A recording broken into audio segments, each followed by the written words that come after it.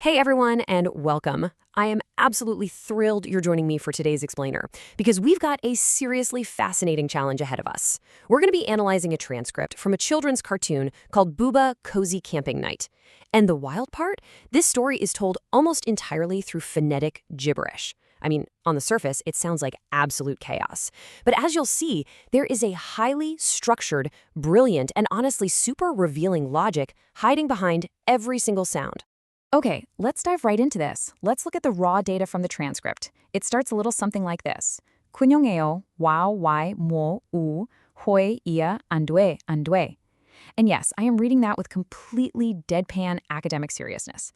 Because to the untrained ear, this just sounds like a vocal keyboard smash. It's this chaotic string of syllables, random vowels, and really sudden consonants. So, what does this all actually mean? It brings us to the central puzzle we're going to solve together today. How exactly do you find a story inside a massive wall of sound? When traditional dialogue is just completely stripped away, how does a creator communicate a beginning, a middle, an end, and even complex emotions to a super distractible young audience? Section 1, the language of sound, decoding the gibberish. What looks like total nonsense is actually a highly calculated system of communication. The technical term for this is phonetic storytelling. Basically, it means relying on universal, language-agnostic vocalizations and emotional exclamations to communicate a plot without any traditional dialogue. By ditching English, Spanish, Korean, or any specific language structure, the creators are doing something incredibly smart. They are completely bypassing language barriers. A child in Tokyo, a child in Toronto, and a child in Buenos Aires can all understand exactly what's happening at the exact same time. It's kind of brilliant. Now, what's really interesting about this is how the audio track is actually balanced. The vast majority of the sounds we found in the transcript are just pure exclamations, grunts, gasps, yeah. Then you have slightly more complex emotional reactions like wow or ooh-ah. And then there is just a tiny, microscopic sliver of actual recognizable words, things like no or dad. Actual vocabulary makes up almost none of the entire audio track. Section 2. Expressions of joy, mapping the positive beats. So how do they use this incredibly limited toolkit to build a narrative? Let's look at some specific phonetic examples straight from the source transcript. When the characters experience a moment of awe, discovery, or delight, maybe they successfully set up their cozy camp, we get a cascade of these very specific positive vocalizations. We get wow, representing a universal wow. We get wa, a sound of wonder. Ja, leaning into a Korean expression for good or I like it. Kyo for cute. And of course, the universally understood ye for yeah. These specific sounds are strategically deployed to signal absolute joy to the viewer. And this is absolutely crucial from a production standpoint. These phonetic exclamations build the narrative peaks. They convey surprise and joy perfectly without ever needing a translation team. You don't need to hire voice actors to dub this cartoon into 30 different languages. This content is designed to scale globally the literal instant it gets uploaded. Section 3. Navigating frustration, the sounds of conflict. But a story can't just be pure joy. You've got to have some narrative tension. You need a problem to solve. Even in a total landscape of gibberish, recognizing negative emotion is vital. We isolated some key conflict markers from the text. We have unway, which is an emphatic no. We see wa, asking why. Mola, meaning I don't know, which signals confusion. Aya is the totally universal sound for ouch, meaning physical comedy or a setback. And hirde represents a heavy sigh. These are the audio cues that tell the kids something has gone wrong on this camping trip. And I just love this data point because it's genuinely pretty funny. The characters rely almost entirely on pure, unadulterated gibberish to communicate day-to-day things.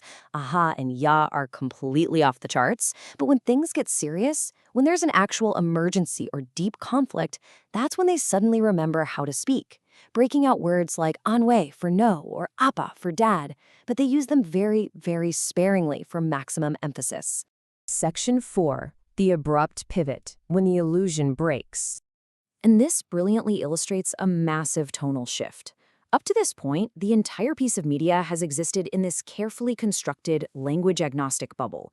We have the body of the video, young iwa, iwe, iwa, pure gibberish, appealing to everyone, everywhere.